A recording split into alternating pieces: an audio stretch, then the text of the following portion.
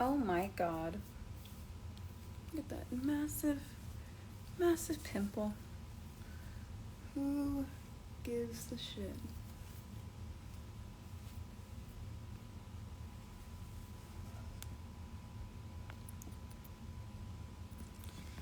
Hello, hello, hello. Right, let me put up that we are live. We is live on the Amarillo project. Okay. Live on the Amarillo project.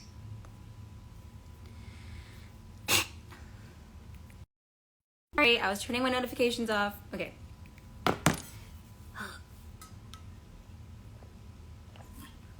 This is Jefferson. Oh man, it's one of those days. I haven't even washed my face, or look at this. What am I even doing?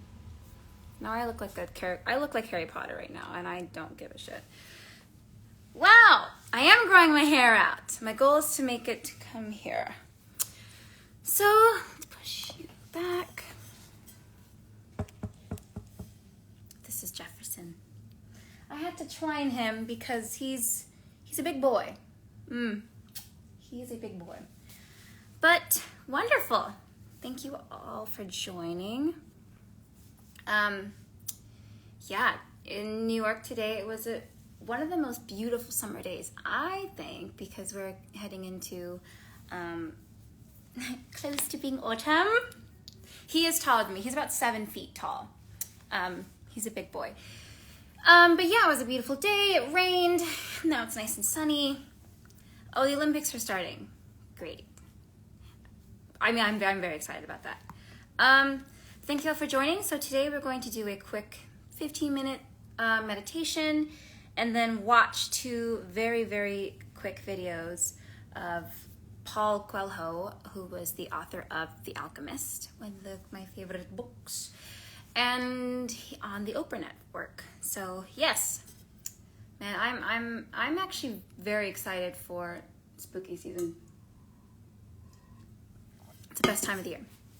Right, so when you are ready, we'll have a chat after this, but let's all come into our spaces where we're going to settle for our meditation today. Only 15 minutes, maybe 12, who knows? And that's true, it is always spooky season. But I do prefer it when it's colder because I don't love summer clothes. Okay. Right, so if you are like me, sitting crisscross applesauce, why don't we challenge ourselves today and put the opposite leg of what we normally put on top. So, for example, if you're right-handed and right-footed mainly, you would want to put your left foot underneath your right ankle. Switch it up a little bit, opening the hips. And instead of bringing the heels really close to your hips, just putting them out a little bit more so we get that nice deep stretch. Right, I'm ready as well. Okay, before we close our eyes, just bringing awareness to the body, and if you can, focusing on the breath today, really not being here, not being in the chest and being tight, but really releasing the stomach. So let's do that now, everybody, just releasing the stomach. Just really take up as much space as possible with our breath today to remind ourselves how much space we actually have when we breathe. And yeah, that feels really nice, really, really nice. Just to breathe naturally and not have to suck it in. It might feel a little weird because a lot of the times we hold so much tension in our core, we hold so much tension in our chest and in our shoulders and in our stomachs and our backs. We don't really allow the breath to move as freely as I'm sure it would like. So just breathing, nice, deep, heavy breaths, picturing waves in your mind if you can. We're just allowing the lower body to kind of open up as we continue this meditation today.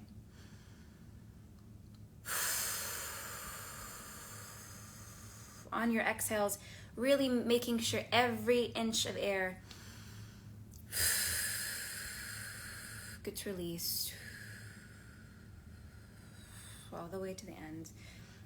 And when you're ready, just gently rocking our heads back and forth, releasing the tension in our necks and in our shoulders very, very gently. right and left and right to left like a swinging pendulum. And now side to side, right ear to right shoulder, left ear to left shoulder, trying to make the spine keep straight so that we're really only moving our head and our neck. Nice.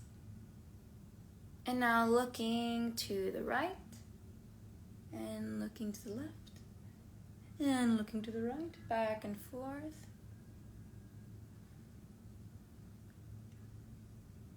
See if you can start to imagine a crown floating over your head, just to give that extra little funky vibe for today's reconnection to self. And now looking up and looking down. Really being aware of all of the stretching. What am I saying? Just seeing if we can find a real purpose of these stretches to stretch the neck. It's not like we're looking up and down. We're really taking our time and hitting every corner of every direction that we are stretching our neck in. Great. And circling to the right, all the way around in a circle. There might be crunches. That's okay. Just take it easy. Right to left. And switching directions, going towards the left. Oh my God, I'm so crunchy.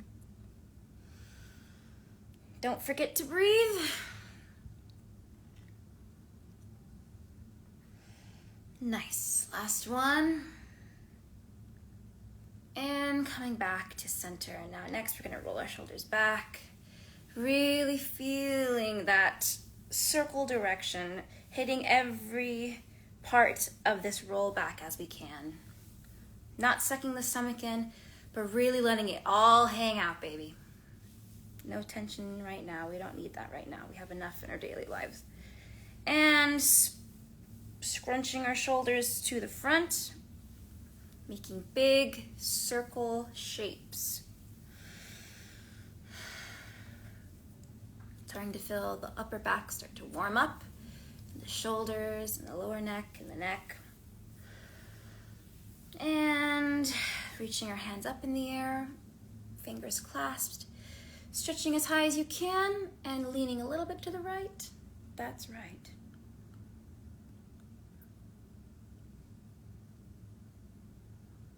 Breathing in this stretch so we feel a nice stretch on the left side of our bodies. And leaning to the right. Oh, fuck, that's the left. You will feel a stretch on the right side of your body. I cannot speak English today. And coming back to center, hands back to our side. And when you're ready, go ahead and close your eyes. Catching up with your breath and taking in this moment of what we're about to experience, which is stillness. Hey, when did we ever get that? For those of you who might be new, I am not a licensed person to do this at all. I just enjoy doing them. So I figured, why not use social media as a platform, eh? I wanted today's meditation to be focused on getting back into our bodies, one, and allowing ourselves to really refocus on the tools that we have always in our spiritual pockets to help us kind of dust away the fog when we start to see threats in our circles, when we start to see threats towards our energy, when we start to feel threats towards our safety in situations, both emotionally, psychologically, and maybe physically as well. As life starts to return back to normal, it's very important that we maintain holding boundaries, holding our fortress nice and high and strong and secure and stable, and also realizing when we are triggered, sometimes it's us triggering ourselves. So how can we not do that all the time? I read something really awesome the other day that pretty much said, sometimes we look for the triggers because we're so used to that feeling of constant awareness of our triggers, which I was like, ow, that hurts, because that's true. So maybe the best option of self-defense, or offense in that case, would be to start creating from the bottoms of your feet to the top of your crown chakra, as much of a awareness of self as we possibly can have, so that when those triggers come to us and it starts to make us feel very unsafe, very unsettled, and very anxious, we always have something to lean back on, and that is ourselves. And if we continue to say to ourselves and believe in ourselves that we are a constant, and the constant involves being strong, being secure, being super, super stable and present in ourselves, it is kind of like going back into your castle and being like, okay, I am safe. I don't like feeling vulnerable all the time. And I definitely don't like making myself feel vulnerable. I don't like that I sometimes look for reasons to self-deprecate myself or self-sabotage myself. Because if you want to find them, you will find them all over the place, my friend.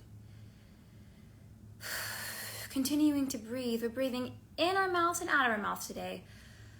Taking nice, just big breaths. Again, letting the belly hang out, letting the belly just relax and having no tension whatsoever in the core. You might start to feel the sits bones and the connection that you have from your butt to the floor become a little bit heavier when you do that. And that's a nice feeling, just releasing all the tension too in the lower back, keeping the spine straight. And picturing the breath going into a cycle like a nice strong circle. See the circle in front of you and follow that circle visually when we breathe in and when we breathe out, so that it's always continuing. There's no break in the breath.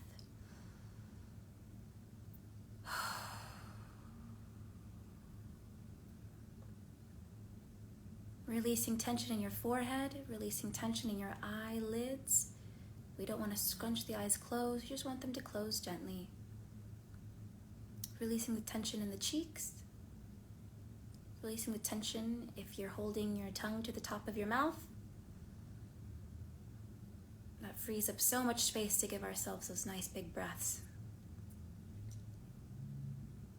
Maybe allowing ourselves just a little smile while we meditate today.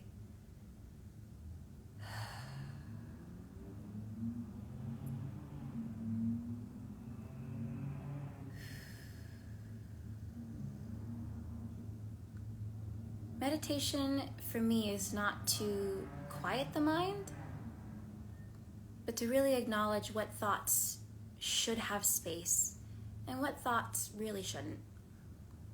What thoughts are just simply gnats eating away at our confidence, trying to distract us with insecurities, trying to make us see life with a jaded perspective or a perspective from our insecurities.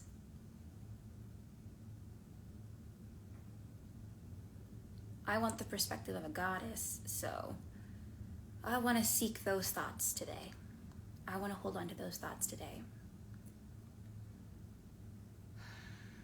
Slowly feeling maybe that the shoulders start to drop, like somebody is gently pressing on each shoulder, allowing them to truly, truly relax and melt down your back.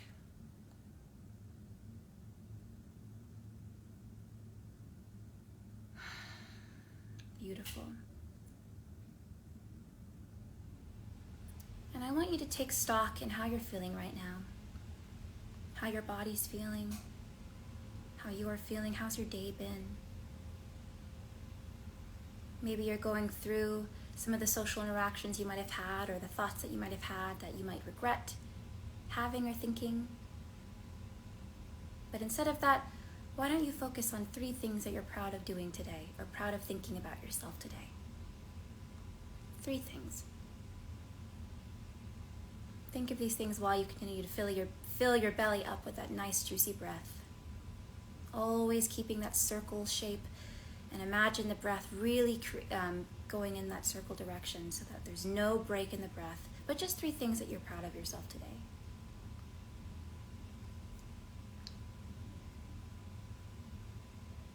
Even if you thought something horrible about yourself and you just refuse to say it out loud, that's huge.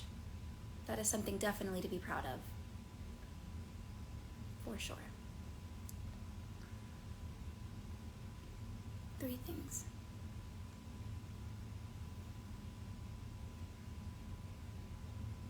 If if your hands aren't already, flip your hands over so that your palms are facing the sky, so that they're ready to receive any lesson or blessing that we have during this time.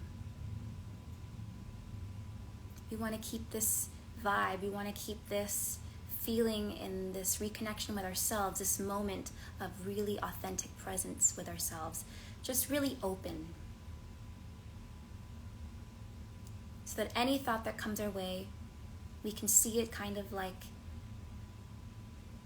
a tiny little cloud passing in front of our faces. And we have the power and we have the jurisdiction in this moment right now to look at that little cloud and either give it access to our space or simply breathe it away.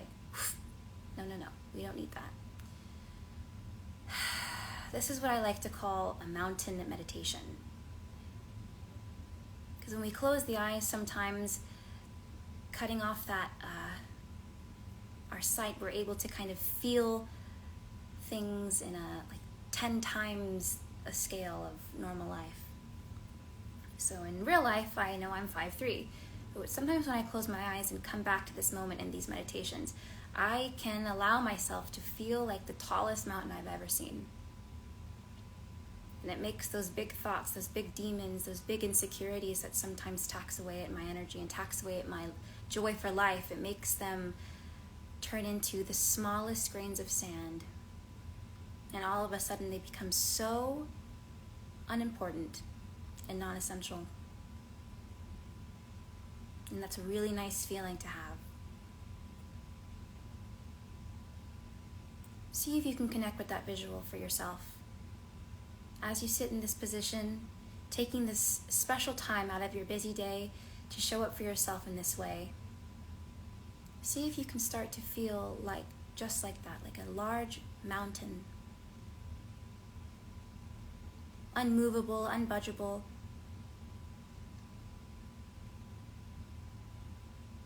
Strong at the core. Reaching heights from the tip of your head. With a sturdy, secure base connected to the earth. Sitting with dignity, sitting with pride, and sitting with confidence.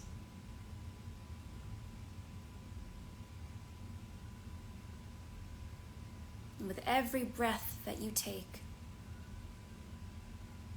it just seals those characteristics back into your space. Dignity, pride, confidence.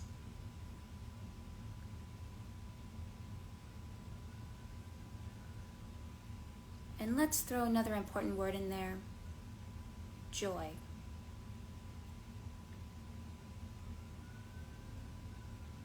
So as we sit here, or as we lay down in whatever position you're in, I want you to really feel the connection that your body has to the earth at this moment.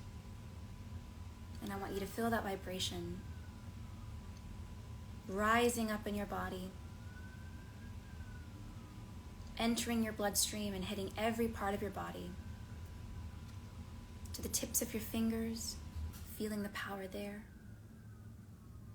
Through your legs, through your tummy, up your spine, in the back of your head.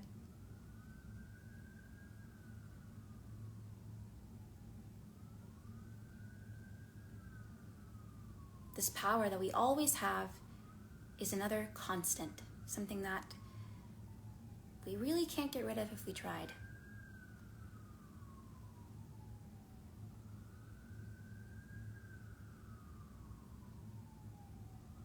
And if you ever heard a mountain call itself insignificant, you would know that was a lie as well. And that's what we do to ourselves a lot throughout our days. A lot of self-deprecation, a lot of insecure thoughts that are so easy to leave our lips, and then all of a sudden we believe it to be true even more. All those thoughts that may seem like huge shadows, which they are.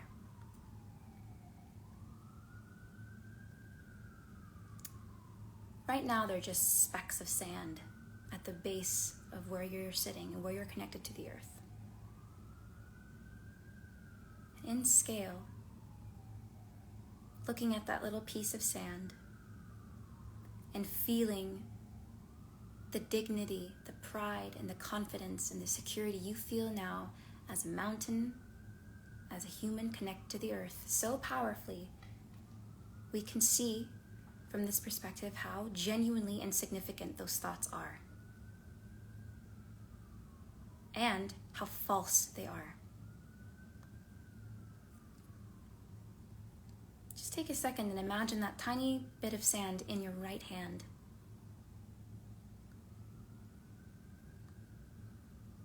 Maybe there are other thoughts, other insecurities. See those as specks of sand in your right hand as well.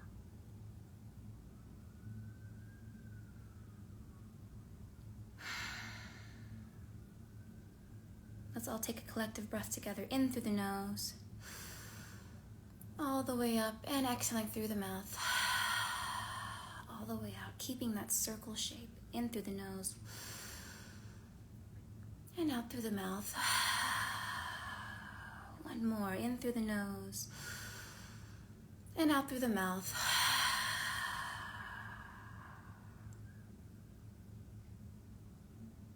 Do you see how small these specks of sand are in your hand, in your right hand?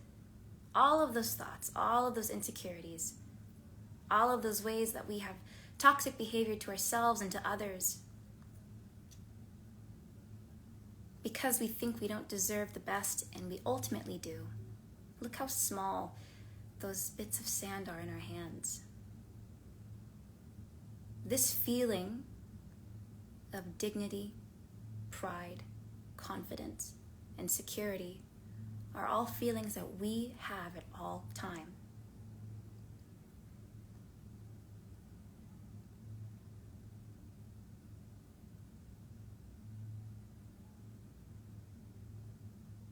Stop giving yourself the crumbs to your life, of your life. It's not worth it because you are worth so much more. And I might not know you, but I do know this to be very true. The second we start treating ourselves like this feeling right now of having pride, confidence, dignity, and security in ourselves, we start treating ourselves the way that we deserve to be treated with this feeling right here, then all of a sudden those voices, those thoughts, those insecurities, those old repetitive behaviors that we know don't reflect us anymore become so small that we can hold them in our hands and simply say, I don't acknowledge you anymore. I don't choose you anymore. I choose to be proud. I choose to have dignity. I choose to have confidence. And maybe you don't feel that authentically to begin with, but you know what? You gotta start somewhere because you deserve to start there. You deserve so much more than what you're probably giving yourself right now. Give yourself the best and stop giving yourself the crumbs.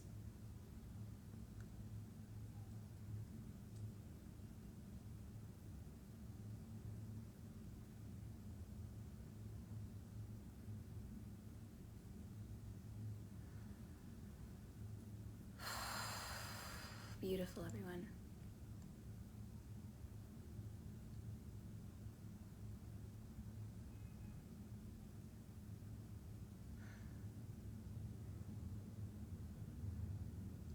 Life is definitely crazy, and that will never not be the case.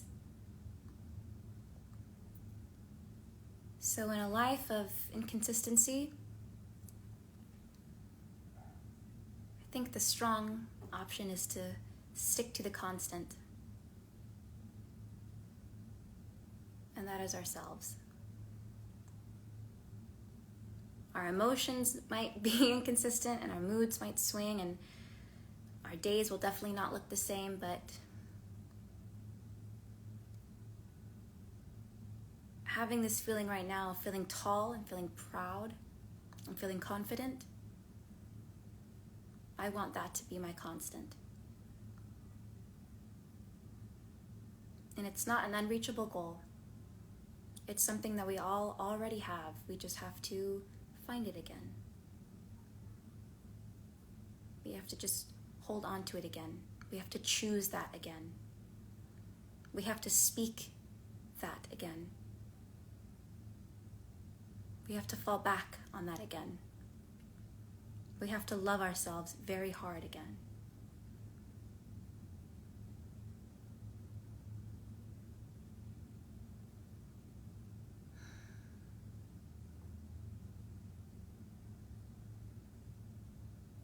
And we'll take one more breath together in through the nose, holding in our chest for a few seconds at the top, and exhaling through the mouth.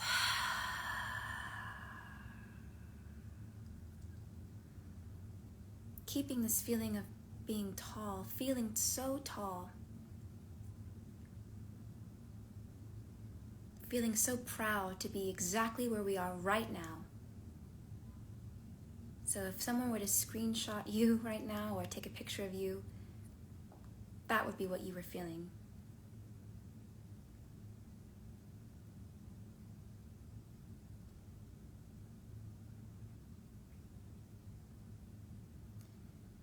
Repeat after me, either out loud or in your head. I am proud to be who I am.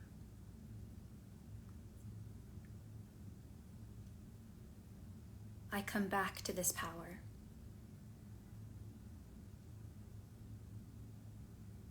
I choose confidence.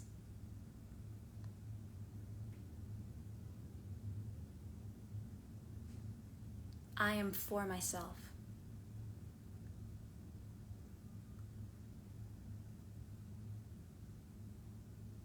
Beautiful.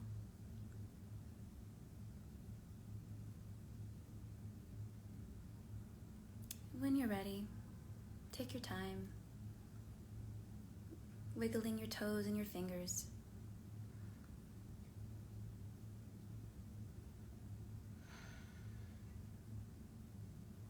And when you're ready, go ahead and open your eyes.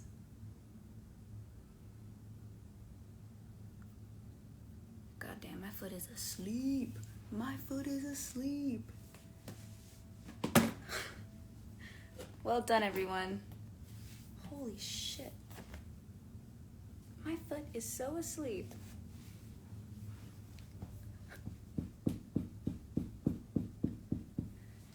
Hell yeah, Maddie. I can't feel this. I can't even feel that. Okay, I can feel that a little bit. Okay, here we go. It's coming back. David Delar! David Delar! I love David Delar. Well done, everyone. I might have lied. That was longer than 15 minutes. Oh, it's coming back. Oh, Jesus. Okay. I'm just going to keep it. Okay, now it's like really tickling. You're welcome, everyone. Thank you for joining. But before we part ways...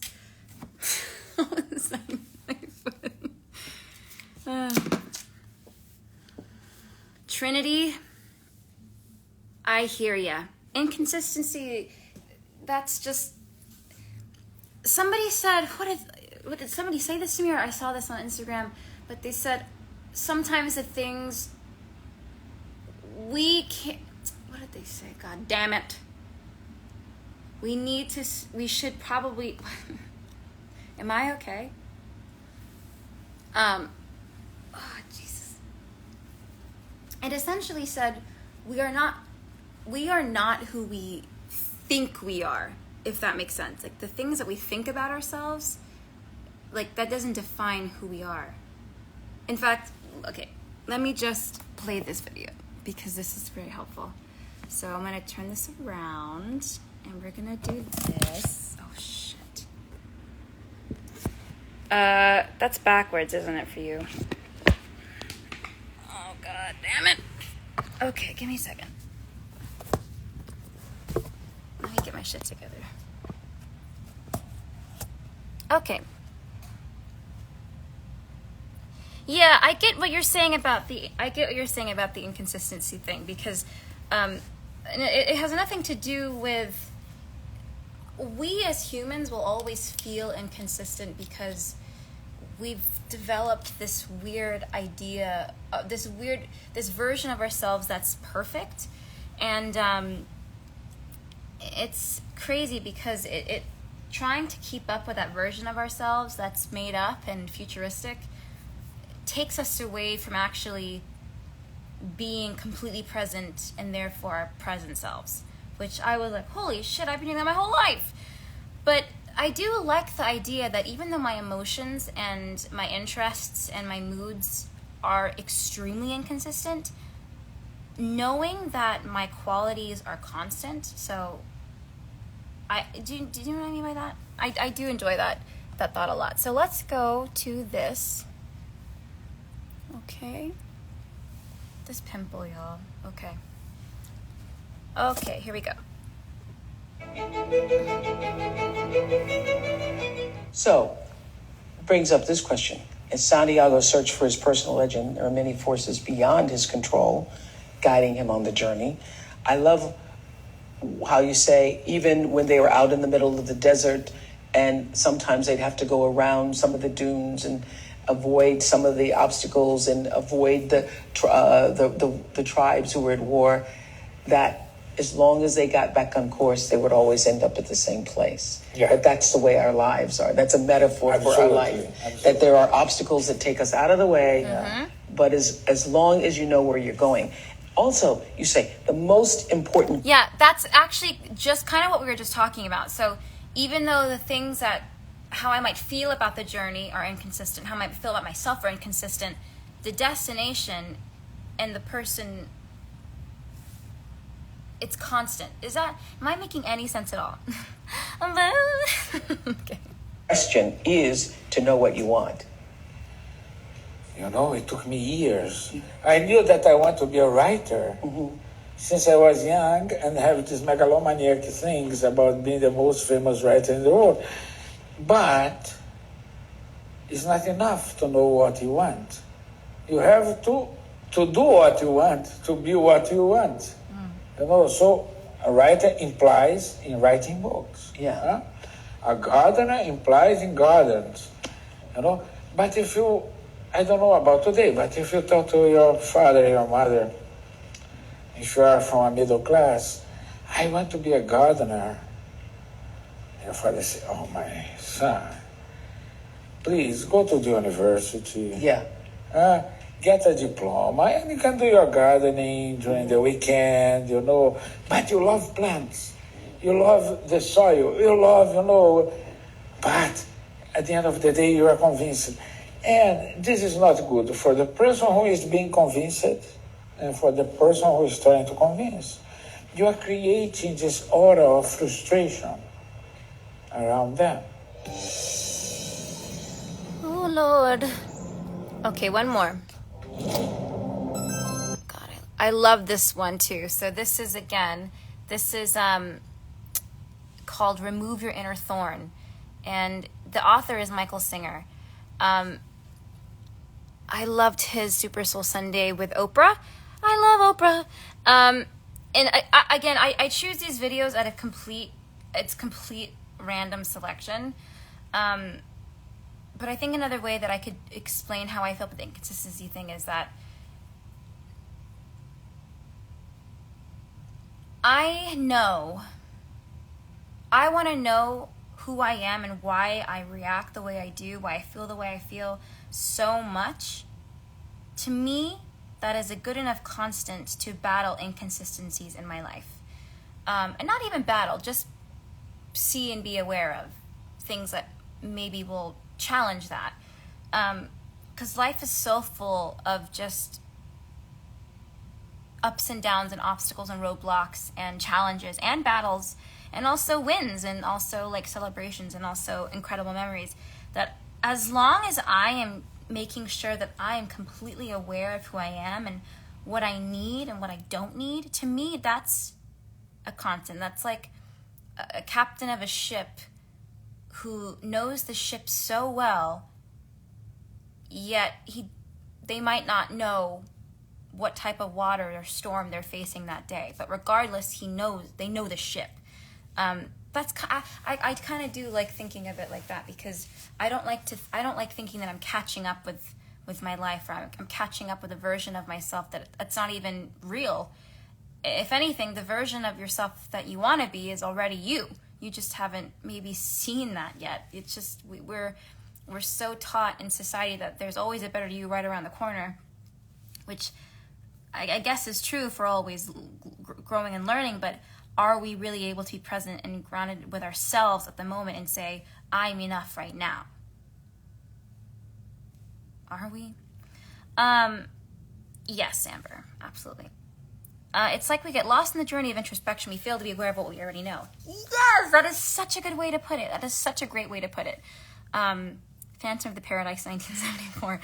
It's like we get lost in the journey of introspection. We fail to be aware of what we already know. And enough, part of that as well is just keep holding on to ideas about ourselves and things about ourselves that don't reflect us anymore. And that's why I like moments of meditation, because it really allows me to see all these thoughts. It's like a mind palace, to see all of these thoughts and to go, that doesn't serve me anymore. I want to be aware of that so that I can start to really try to get rid of that. This also goes hand in hand with having toxic behavior towards yourself, towards others, towards spaces. If I wake up and I'm so ready to grasp the perspective of glass half full, I will have a day that reflects feeling half glass full.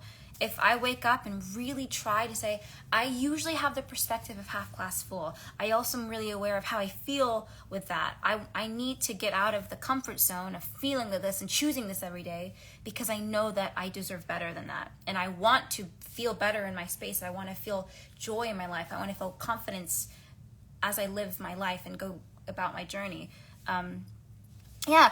Bettering ourselves doesn't mean we aren't already good, and it's so easy to recognize that. And that's, of course, and good is a minimum term. I mean, we are divine beings, and if you want to get really existential, let's keep talking about this. Trying to stop thinking of enlightenment as a finish line destination. Trinity, absolutely.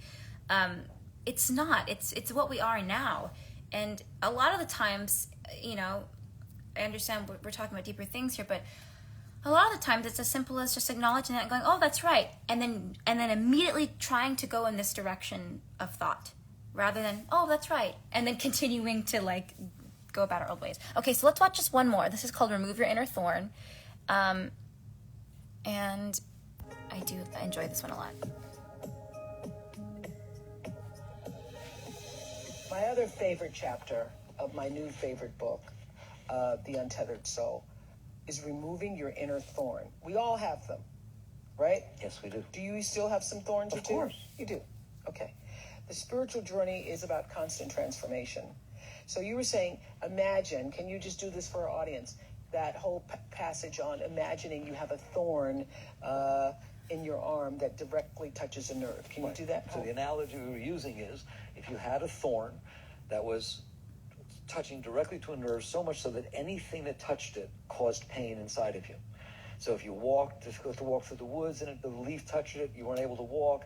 If you were trying to interact with people, it caused a disturbance. And the key point of it is you have two choices. One is you can either try to avoid everything in your life that touches that thorn, right, or you can do this amazing alternative, which is take it out. All right? If you try to avoid it, you will be avoiding it for your entire life. It will go on. Which is what constantly. we're all doing, right? Yes, it is. We're all doing. We got our thorns in, and we don't want anybody to touch them. Yeah. And if they touch them and they irritate our little thorn, we're upset because you shouldn't have touched my thorn. Yes. That's the whole. And that's the game that we play, is how do I build a life that avoids touching all this stuff that happened to me that I can't handle. When they happened, I couldn't handle it. And now it's caused all these soft spots inside of me. Thorns. So I need to create a life, train everybody around me, all right, so they don't ever touch my that. thorn. Don't touch. Some people even say that. Don't you go there That's with right. me. That's Yeah. Exactly right. The alternative is to understand you can remove that thorn inside of you the same as you can remove it outside. And if you remove it, you will never have to think about it again, and you can start to enjoy your entire life. Oh, yeah. And that is spirituality. That is spirituality. Now, how do you know what your thorn is? Disturbance tells you. Just like pain Ooh. happens when you hit the thorn outside. Did you hear that? How do you know what your thorn is? Disturbance tells you. Goddamn. Disturbance happens inside. Because it's never what is actually happening. Right. It's what is happening is irritating your thorn. It was put in there before. That's very good. good. That's good. That's good. So those events will show That's you. good. Y'all get that? That's really good. So even when you see your husband leaves the, drawers open or the whatever open or the left, it's not about what's going on. Right. It's about the thorn that was there. Yes. So, okay, how do we then begin to remove the thorns? That's the spiritual journey, is it not? Yes, it is. When something hits it, you will feel a disturbance pop up inside of you, right? You have to choose right then, what are you going to do about that? Okay, so and by something hitting it, meaning you're in a conversation, you're in your office, somebody says something, it hits a nerve, you think they have disrespected you, whatever. they have stepped out of bounds, they shouldn't have said that, your boss did something, your child did something, that's the nerve. But what's the difference between that and they really did do something? The difference is you always start with saying, do I want to be disturbed? Do I like being disturbed? No, I don't like being disturbed. So I have a choice. An event happened outside. I can deal with that event without being disturbed. In fact, I can promise you I can deal with it better without being disturbed. Disturbance isn't helping you. Disturbance is hurting you. Got it. And so you are way better off learning how to deal with the disturbance. And that is also how you remove the thorn. They are directly related. Oh, The fact shit. That the situation outside Are we following this? It's not. It's deep. Wow. Are we following this? I'm gonna rewind because that was pretty good. This disturbance inside of you, you are way better off learning to deal with that event without being disturbed. In fact, I can promise you I can deal with it better without being disturbed. Disturbance isn't helping you. Disturbance is hurting you. Got it. And so you are way better off learning how to deal with the disturbance. And that is also how you remove the thorn. They are directly related. The fact that the situation outside stimulated this disturbance inside of you means that you've uncovered something stored inside of you that needs to come out. Okay, well, oh shit, it's backwards. God damn. So, how do we feel about that? How do we feel about that? Thoughts? I love talking about this shit. There's a saying my therapist always says, if it's hysterical, it's historical. Whew. Isn't it so interesting, though, that's why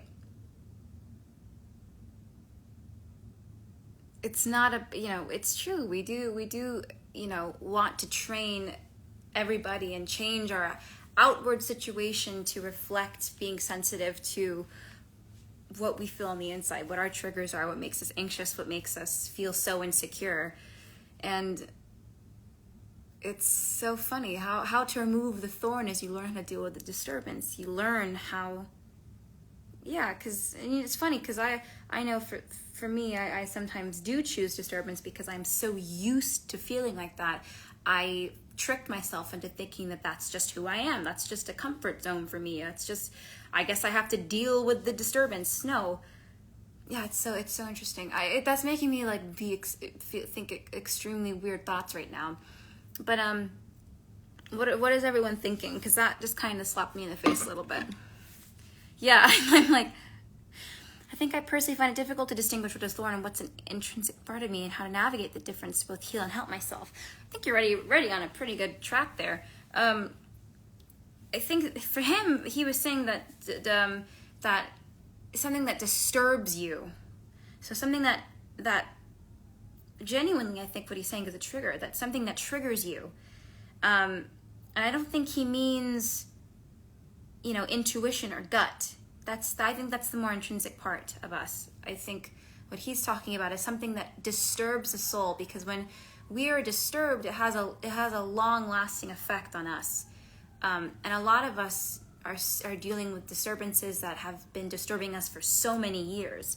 And I think let me make an example, a personal example, to see if we can relate to this.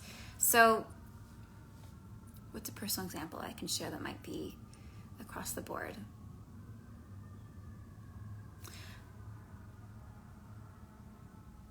No, that's a horrible example. Okay, so let's say this is a very easy one. For me, I struggle with an eating disorder for a lot of my life. I still sometimes, it's very hard for me to do normal things because of my eating disorder. And what I used to do was I used to really try to create a lifestyle that almost was like, don't wake the beast. So we'll just do everything to make the eating disorder happy rather than actually dealing with the eating disorder itself, which is, you know, actually seeking help and actually understanding that the way that I viewed food was probably not correct, and the way that I viewed myself and my body was not correct. And so then it's not easy. I don't want to think that pulling out a thorn that we have is an easy thing to do, but the wonderful thing is that begins our journey of liberation from that thorn. A beast? Huh? I'm so confused with what this person is saying. No, we do not need disturbance at all. But I do think that a lot of us carry a lot of triggers and things that disturb us. And I don't want to have to live a life where I have to create an environment that caters to the disturbance. Yeah, maybe I'm not making sense because people have a lot of questions. Miscommunication can easily be one of those, absolutely. Yeah, Trinity, that's exactly kind of what I was saying. I think this goes hand in hand with what you said earlier about seeking out the triggers. I heard this from my psychotherapist, actually, about 4.5 years ago in London. He was listening to me tell a story about what happened, and I said something like, oh yeah, and my friend was talking about how much food she was eating, and she was kind of looking at me, and I knew what she was doing. I knew that she was saying that I should probably eat this and do this, and he was like, well, is that what she was saying, though? And I said, well, I probably. And he goes, okay, so are you seeking out the triggers to justify your insecurities, or is that what you're doing? And I was like, what? And he's like, because that's something that a lot of people do when they have triggers, when they have things that I keep using the word triggers, but that's exactly what I mean. Sometimes we seek those out to justify the trigger because it becomes so comfortable in our body, it's become so comfortable in our psyche and in our space. We start to seek out things that justify that, to go, see, it's a thing. Ever since he said that, that kind of messed me up in the best way, because I was like, wow, maybe I really do try to look for things. Go, see, I'm right. That bad thing that I'm always talking about, I'm right. It's happening everywhere. That, see, she was talking about food, which means she was talking about we try to seek those out sometimes. I'm not saying all the time. Hell, not all the time. A lot of the times it sneaks up on us and we're like, whoa, that was not what we were expecting. But kind of going back to the mountain meditation, if we can start to rely on the constant of who we are and what we stand for, I promise you that's enough. Because if we are more than enough, then that's enough to hold us and keep us safe. Okay. Why is my chat behind? I think it's also so important to recognize that you can't believe a life devoid of your triggers. So you have to get to the root of the trigger. Yep. It's not always what it comes across to be. I mean, if you look at the emotion wheel, anger is the top of the feeling of grief and sadness, which shocked me. I recommend everybody checking out the emotion wheel because it actually put a lot of things into perspective. It says kind of like a lot of the things that we feel, emotions that we feel in a day, and then it actually goes to the root of that feeling. So, for example, the root of anger is sadness and grief, and I was like, whoa, I didn't actually know that. What am I sad about? And for some reason, even though I had never thought of that, I immediately had an answer for that. Why am I sad? Oh, something that's always been there. I just haven't acknowledged that yet. I haven't sat down and I haven't even asked the question, why am I angry? Okay, if sadness is the root of anger, if grief is the root of anger, I must be sad about something. And immediately your body will know, your brain knows. Immediately I had an answer. Very, very crazy. Yep, Trinity, yep. that did hurt a little deep. Damn. Unlocking and unblocking yourself is so hard. It's something that we will find new ways of trying to unblock ourselves and unlock ourselves, and also it has to do with the situations that we're in sometimes. But I think the point that this author was trying to make was, rather than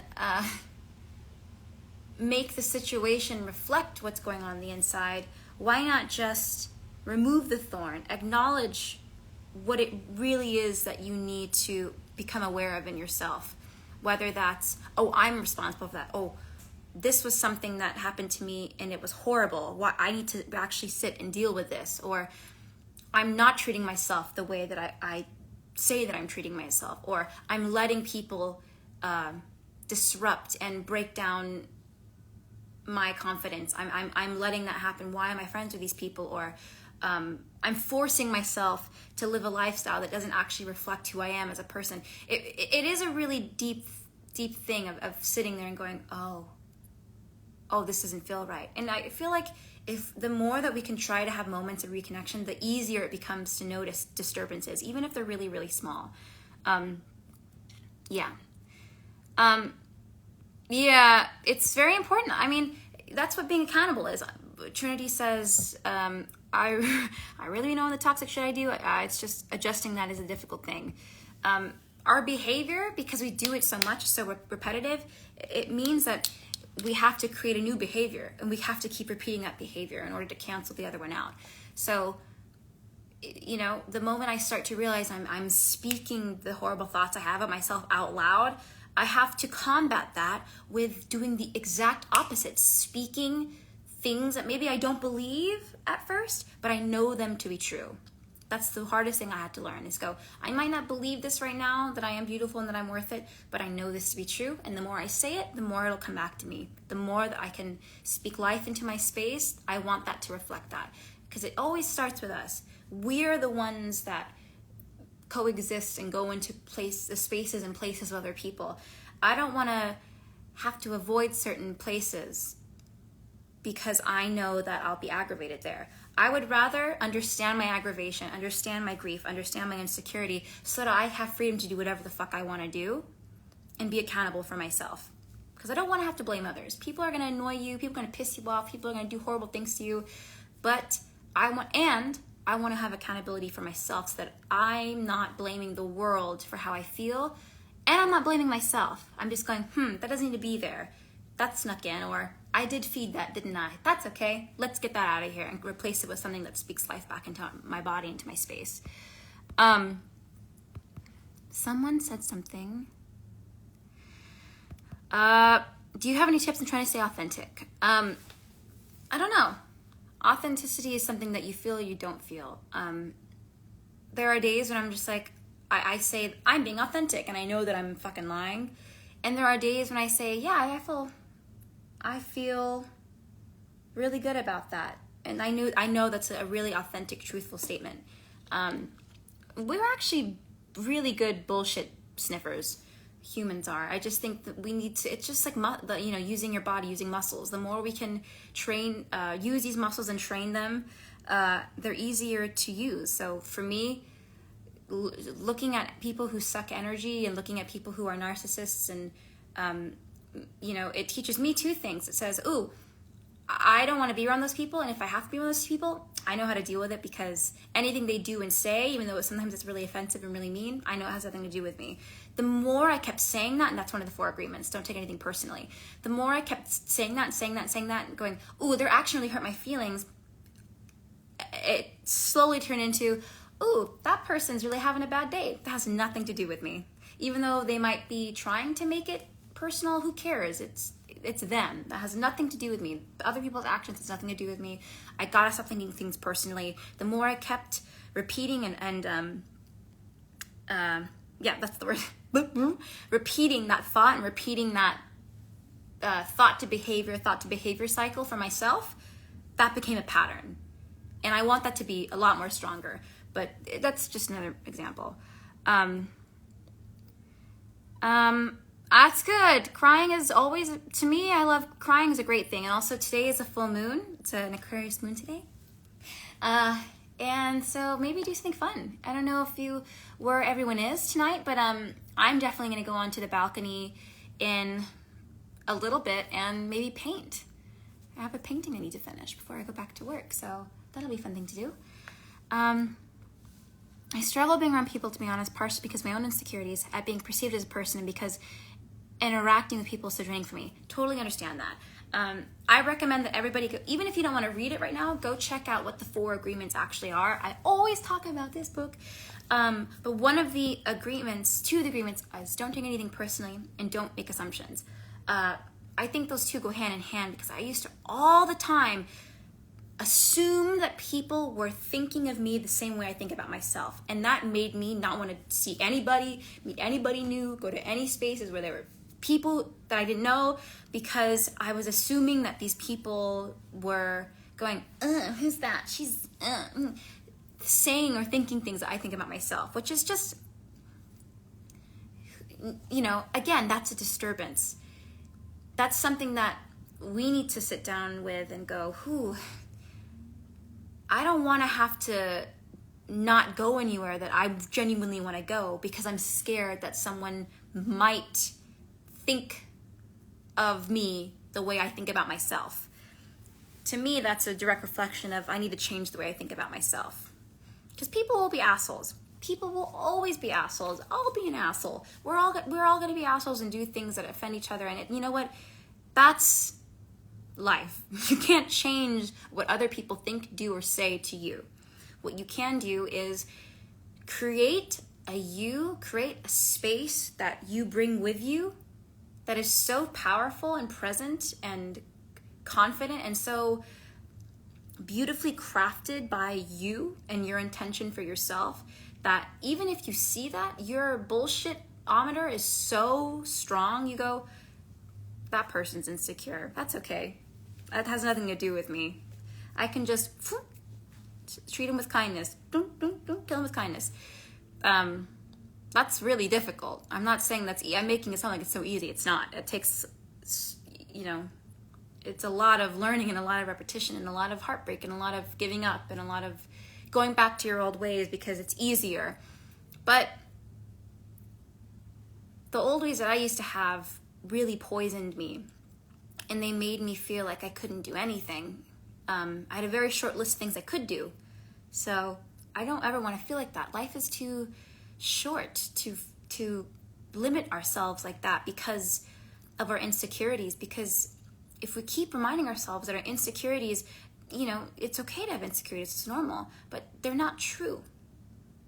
They don't reflect who we are. It just reflects kind of what we think and feel about ourselves at the moment. And the more we keep repeating those and telling ourselves that our insecurities are true, then we start to live our life being led by those, which is not fair to us and not fair to you, because you deserve to live a life that is so open and wild and free and raw and full of love and full of memories and full of challenges and full of challenges that you can face because you've worked so hard to get there. Your insecurities don't define you. They just reflect what you think about yourself, if that makes any sense. Knowing that really helps me because I don't want to think that I am what I think I am. Keyword think. Our thoughts are not a reflection of ourselves. Our thoughts are not a reflection of ourselves. So I might think that I'm this, but it doesn't mean that I am. It doesn't. Thinking something doesn't mean it's true. Our brains work in such a weird way. I think the more we can stimulate the brain and almost massage it back into a place of softness to our looking at ourselves. How do we look at ourselves? Maybe that's the homework for tonight. How can we look at ourselves? How do you speak about yourself? How do you think about yourself? How do you treat yourself in a day-to-day basis? Is super important, because then that's the you that you carry. So if you're walking around like a 5'3" bundle of insecurity because I'm insecure and I'm going to use that as I'm making those insecurities who I am, then anywhere I go, I'm vulnerable. I'm susceptible to that. I would rather do my best to remind myself that I am not my insecurities, so that when I leave the house, I'm protected, I'm guarded by what I know I am, and that's the opposite of my insecurities, probably. Find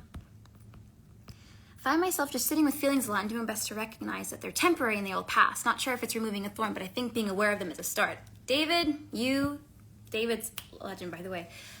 Awareness is so important. I completely agree with that. And this time of being unemployed, I don't know if any of you were also unemployed, has all given me, and I'm sure everybody, a great chance to sit with what they're feeling and go, it's almost like taking stock and going like, here's a good example. It's almost like having a fridge full of food, right? And going, yeah, I have a fridge full of food. And then opening the fridge and going, ooh, this smells like shit. A lot of this food is moldy and it's off. So I gotta get rid of the moldy food. It's kind of the same way of like feeling whole. It's like, yeah, I wanna feel whole, but not with shitty thoughts about myself. I don't wanna feel whole and also do things to my body and say things about myself and allow people to do things to me because I think I deserve that. There's a lot of emotions, a lot of thoughts. Being aware, being so aware, and I would even go venture as far to say hyper aware of how we respond in social situations and in any situation that might trigger our triggers, I think is very important, because then it allows us to go, what is that? I need to know what that is. That causes a disturbance in me. I think that's very important.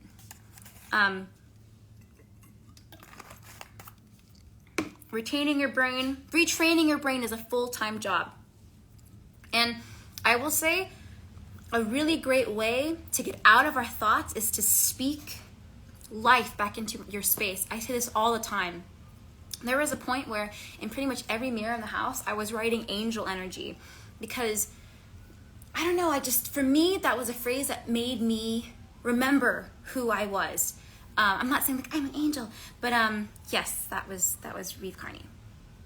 I mean, if he's home, I'm home. We live together.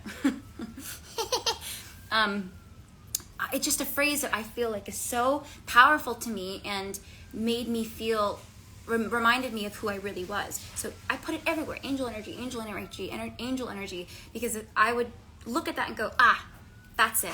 And it's like retraining your brain. It really is. It's like doing homework for your brain. It's like when an athlete gets injured, you know what they do? They go to physiotherapy, and then they work, and they're gentle with, but they work on that one spot of their body to make sure that it heals again. And it's just like the brain. Our lease expired? Did I say our lease expired? Sorry. That wasn't true. I mean, it expired, but just like anything did. We're good. We've lived here for almost a year now.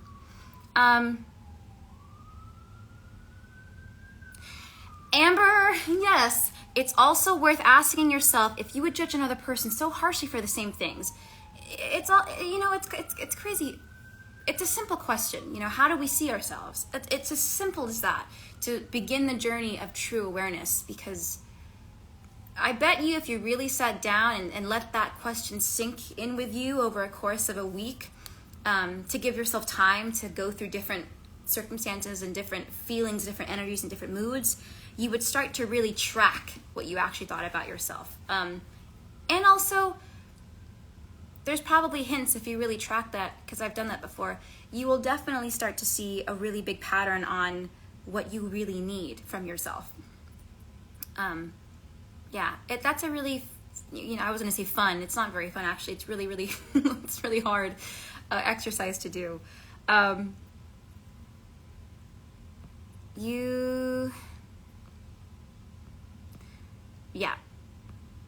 It's so hard when you have insecurities as a child that have been validated to be true your whole life that they become. I completely understand what you mean. That's an unfortunate thing. It's also, to me, characteristic traits of narcissists and bullies. Bullies have a great tendency to see what you're insecure about and really put the knife in. It's not that they actually think that. It's just that they're trying to hurt you because they're so hurt from themselves. I'm sorry that you feel like that those insecurities were validated, but they're not true. any insecurity you feel about yourself is not true, because then you're thinking if it has something to do with appearance, if you really want to break it down, then to what are we comparing our insecurities to? A really fucked up, genuinely untrue societal beauty norm? Is that what we're comparing? Is that what we're insecure about? Something that doesn't even exist? Maybe that's the question. If that's your insecurity, we're comparing it to something that literally doesn't exist. But it does exist. We exist. We're existing right now. If we take in this moment and remember how blessed we are to even have the breath to think about this and to be inspired to be better for ourselves, that exists. That's always going to be there. That desire to. And I know that the author also said, that's what spirituality is, always transforming. I love that, because transformation has nothing to do with, now that I feel transformed again, I'm better than I was last week. No. We have to go through these cycles of transformation in order to grow. The tree is not more important than the seed. They both the same thing. Amber, I love that, yeah. I mean, honestly, I love that. Okay, so this has turned out to be an amazing, what was the book? Oh, so there are a few books. So we listened to Michael, let me just make sure I'm getting the name right. Yes, so Michael A. Singer, who we watched his video on YouTube called something about the thorn. I forgot, but it's on the Oprah Winfrey Network. And also Paul Coelho, who wrote The Alchemist. And also we talked about the book, Michael A. Singer wrote the book Untethered Soul. And also we talked about the book The Four Agreements, which I always talk about. The author is Don Miguel Ruiz. And The Four Agreements is a book that is so small. You can read it in an afternoon if you have nothing to do. It really is, if you want to start the journey to awareness, that's, in my opinion, that's the book to read. But thank you all so much for joining. This was awesome. We haven't had an hour-long meditation kind of chat in a while, so I appreciate it. A reminder to you all, I love these. I need these. These help me. These are medicine for me as well. So, and this will be saved on the Amadio Project Instagram page. Also, if you all have any suggestions or anything that you want to see or any questions, DM me in the Amadio Project or comment on this. Anything. This is something that is a community thing. It's not me to you or you to me. It's us together learning things and discovering things about ourselves. In order to really kind of uproot ourselves from the lie of society. Truly. David, love you, man. It's so good to see you and to hear your voice in my head, even though you're writing. I will say hi to Mr. Carney. But I love you all so much, and I will hopefully, I'm out of town starting on the 26th, going to San Francisco to do my shows at the Nico. And then we start rehearsals. So fuck, when are we gonna do this next? Maybe the 7th? Maybe I'll just say that and then that'll be a thing. So August 7th, let's plan on doing a meditation again at 7 p.m. again, Eastern Standard Time. And but yeah, love you all. And I hope you have a wonderful rest of your evening. And I will see you very soon. Okay, bye.